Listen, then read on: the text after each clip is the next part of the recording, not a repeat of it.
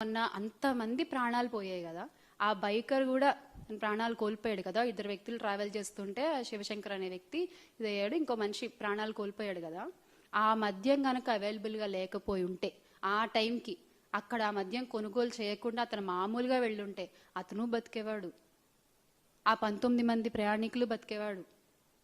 ఈ రోజున ఒక మాంసపు ముద్దల్లా ఉన్న ప్రయాణికులని ఒక డిఎన్ఏ టెస్టుల ద్వారా ఎవరిది ఏంటి అని చెప్పి వాళ్ళ కుటుంబ సభ్యులకి అప్పగిస్తున్నటువంటి పరిస్థితి.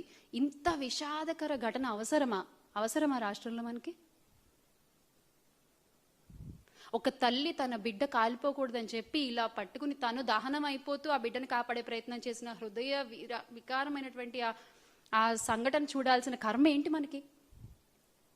దేనికి లింకప్ అయి ఉంది ఇదంతా? మద్యం మాఫియా కాదా?